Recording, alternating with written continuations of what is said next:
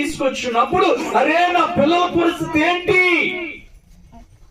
నా జీవితం ఏంటి అని నీలో నువ్వే క్రుములు పోతూ, కుషించిపోతూ, నలిగిపోతూ, చితికిపోతూ, చికారిపోతుంటూ ఇబ్బంది పడుతూ ఉంటావు.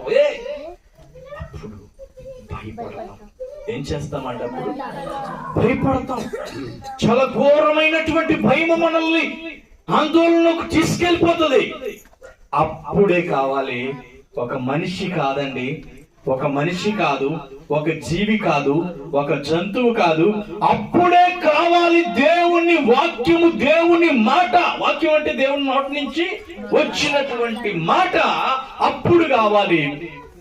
చదువు ఇప్పుడు నీకు అర్థమవుతుంది కంప్లీట్ గా, నీకు మైండ్ లోకి.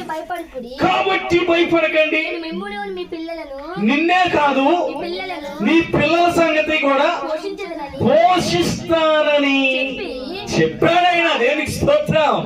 గట్టిగా చప్పట్లు కొట్టు దేవునికి. నిన్ను, నీ పిల్లలని నేను పోషించుకుంటాను, వారి సంగతి నేను చూసుకుంటాను. నీ తల్లిదండ్రులు చనిపోయారు, నువ్వు ఉన్నావు, నీ తల్లిదండ్రులు చనిపోయారు, వాళ్ళ తల్లిదండ్రులు చనిపోయారు, వాళ్ళ తల్లిదండ్రులు చనిపోయారు, వీళ్ళందరూ చనిపోతుంటూ వస్తూ ఉన్నప్పుడు వారిని పోషించిన వాడిని మిమ్మల్ని పోషించనా, మిమ్మల్ని పోషించిన వాడిని నీ పిల్లలను పోషించనా నేను. మనిషికి ఏం కావాలండి? ఆరోగ్యం కావాలి. మనిషికి ఏం కావాలి? ఆరోగ్యం కావాలి.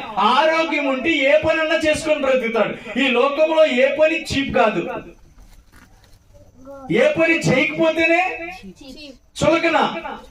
ఏదో పని చేస్తున్నవాడు వాడు చులకన కాదు. ఏ పని చేయకపోతేనే చులకన. కాబట్టి నీ ఆరోగ్యం బాగుంటే ఏ పనైనా చేసుకుంటావు, ఎంతైనా సంపాదించుకుంటావు, ఎంతైనా తెచ్చుకుంటావు, ఎంతైనా చక్కగా మనం జీవిస్తాం. దేవునికి స్తోత్రం. మనకు కావలసింది సంపూర్ణమైన ఆరోగ్యం.